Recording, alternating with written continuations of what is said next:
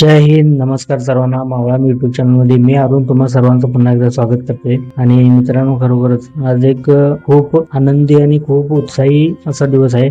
कारणही तसंच आहे मित्रांनो, आज आहे आपल्या हिंदू नवीन वर्षाचा सण म्हणजे गुढीपाडव्याचा दिवस.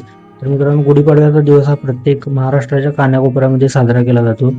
प्रभू श्री रामा आणि प्रभू लक्ष्मण आणि त्याचबरोबर सीतामाता यांनी रावणाशी केलेलं युद्ध आणि 14 वर्षाचा वनवास, हा रावणावर केलेला विजय, त्यानंतर ते पुन्हा परत आपल्या निवासस्थानी आले.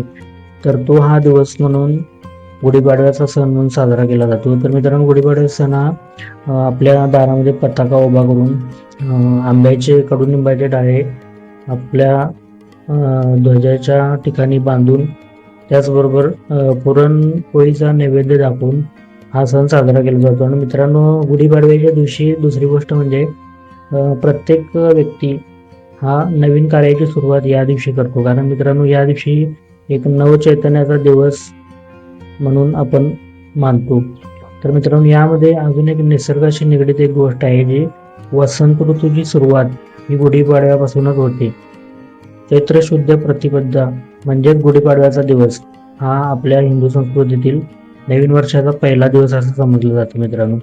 तर या दिवशी प्रत्येकजण आपले नवीन संकल्पना, त्याचबरोबर नवीन उद्योग व्यवसायाला सुरुवात करतात.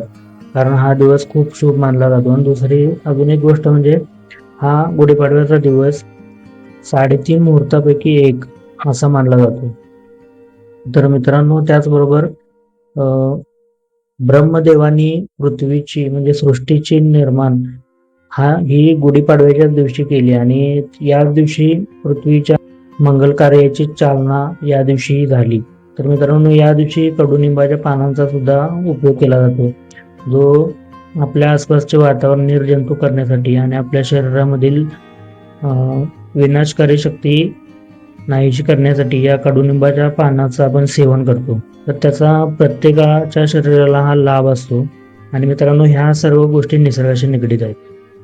तर मित्रांनो, ही होती गुढीपाडव्याच्या विषयीची छोटीशी माहिती. तर तुम्हाला ही माहिती कशी वाटली मला कमेंटमध्ये नक्की कळवा. आणि तुम्ही तुमच्या घरी गुढीपाडव्याचा सण कशा प्रकारे साजरा करता हे मला कमेंटमध्ये नक्की सांगायला विसरू नका. आणि यापुढे अशीच मी नवनवीन माहिती घेऊन येत जाईन तुमच्यासाठी.